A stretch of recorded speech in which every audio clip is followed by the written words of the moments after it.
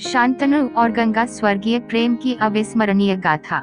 यह कथा उस समय की है जब पृथ्वी पर देवताओं की छाया हुआ करती थी, जब नदियां बोलती थीं, पर्वत चलते थे और समय स्वयं रुककर प्रेम को निहारता था। यह कहानी है हस्तिनापुर के महान और यशस्वी राजा शांतनु की, जिनका हृदय एक जलधारा से भी अधिक निर्मल और भावनाओं से परिपूर्ण था। राजा शांतनु प्रजावत्सल थे, न्यायप्रिय थे और अपने राज्य को सदा धर्म के मार्ग पर चलाते थे। वे एक वीर योद्धा भी थे, जिनकी तलवार की धार युद्धभूमि में दुश्मनों का संहार कर देती थी, किंतु जितने वे बाहुबली थे उतने ही वे भावुक भी थे। उनके हृदय में प्रेम की एक अद्भुत क्षमता थी जिसे वे स्वयं नहीं समझ पाए थे। एक दिन राजा शांतनु गंगा के तट पर शिकार के लिए निकले थे। आकाश में बादल छाए हुए थे, पक्षियों की चहचहाहट के बीच गंगा की लहरें मधुर संगीत की भांति बह रही थीं। तभी उनकी दृष्टि एक स्त्री पर पड़ी जो जलधारा के किनारे खड़ी थी। उसके चेहरे पर अद्भुत तेज था, उसके नेत्र इतने गहरे थे कि मानो किसी ने समुद्र की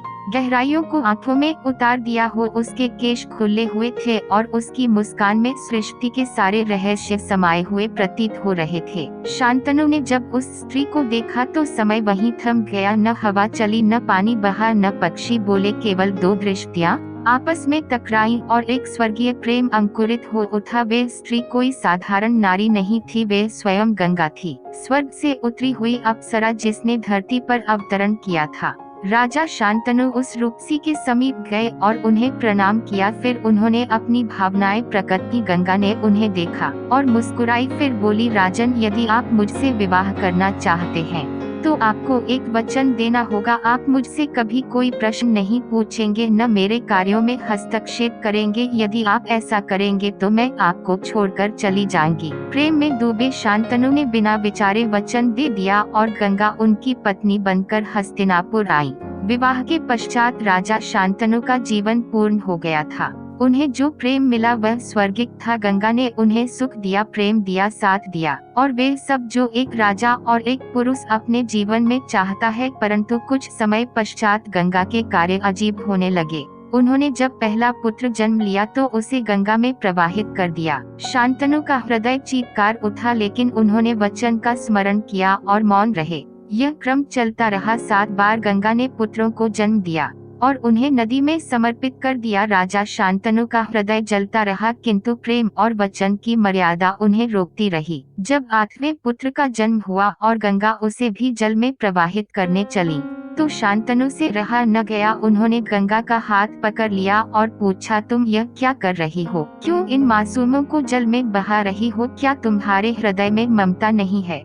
गंगा ने शांतनु की ओर देखा और कहा, राजन, आपने वचन भंग किया। अब मुझे जाना होगा, लेकिन मैं आपको सत्य बताना चाहती हूँ। गंगा ने शांतनु को बताया कि वे 8 पुत्र वास्तव में 8 वसुओं के रूप में जन्मे थे, जो एक ऋषि के श्राप के कारण धरती पर अवतरित हुए थे। उन्होंने स्वर्ग से वशिष्ठ ऋषि की गाय चुरा ली थी, जिससे क्रोधित होकर ऋषि ने उन्हें पृथ्वी पर जन्म लेने का श्राप दे दिया था। गंगा ने वचन दिया था कि वे उन्हें जन्म के तुरंत बाद मुक्ति देंगी, ताकि उन्हें मानव जीवन का कष्ट न सहना पड़े। 7 वसुओं को वे मुक्त कर चुकी थी, लेकिन 8वां वसु जिसने चोरी का नेतृत्व किया था उसे पूर्ण जीवन भोगना था, इसलिए वे जीवित रहेगा और उसका नाम होगा देवव्रत। यह सुनते ही शांतनु का मन कुछ शांत हुआ। गंगा ने देवव्रत को अपने साथ लेकर चली गई और उसे ब्रह्मज्ञानी महान विद्वानों के सानिध्य में शिक्षा देने लगी। देवव्रत ने वेदों का गहन अध्ययन किया, अस्त्र शस्त्रों की विद्या में पारंगत हुए और समय के साथ एक महान योद्धा बने।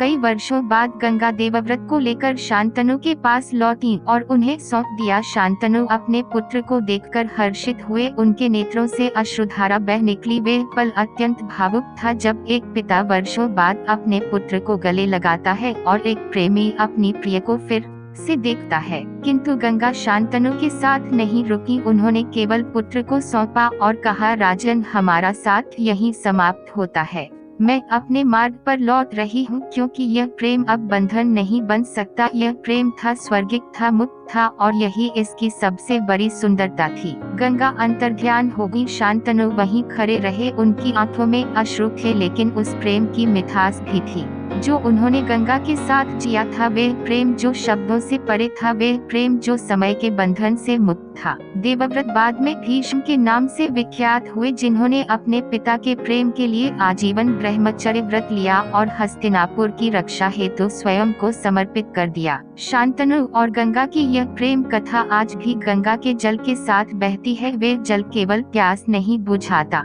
वह प्रेम की अनुगूंज भी सुनाता है। वे प्रेम जो त्याग है, वे प्रेम जो मर्यादा है, वे प्रेम जो अमर है। इस कथा से हमें यह सीखने को मिलता है कि प्रेम केवल पाने का नाम नहीं है, प्रेम त्याग का नाम है, प्रेम विश्वास का नाम है, प्रेम मर्यादा का नाम है।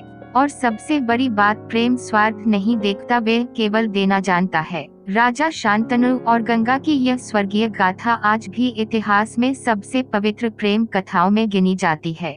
जब भी कोई प्रेम करता है, उसमें त्याग करता है, तब यह गाथा उसकी आत्मा को स्पर्श करती है। प्रेम एक नदी की तरह होता है जो बहता है, बिना रुके, बिना थके, बिना बदले। वे अपने किनारों को छूता है, अपने साथ बहा ले जाता है और अंततः सागर में समा जाता है, जहाँ वे अनंत हो जाता है। शांतनु और गंगा का प्रेम भी ऐसा ही था, एक प्रवाह, एक समर्पण और एक अनंत प्रतीक्षा। जब भी गंगा की लहरें बहती हैं, जब भी शांतनु की याद आती है, तब यह स्वर्गीय प्रेम पुनः जीवित हो उठता है और इस संसार को यह बताता है कि प्रेम में वचन सबसे बड़ा धर्म होता है और त्याग सबसे बड़ी भक्ति। गंगा हुई, परंतु उनके प्रेम की स्मृति शांतनु के साथ रही। उन्होंने फिर कभी गंगा जैसा प्रेम नहीं किया, उन्होंने गंगा को अपने हृदय में समेट लिया और जीवन के अंत तक उसी स्मृति में जीते रहे। ऐसे थे शांतनु और ऐसा था उनका प्रेम, एक प्रेम जो स्वर्ग से आया था और स्वर्ग में ही समा गया, एक प्रेम जो आज भी हमारे हृदय को स्पर्श करता है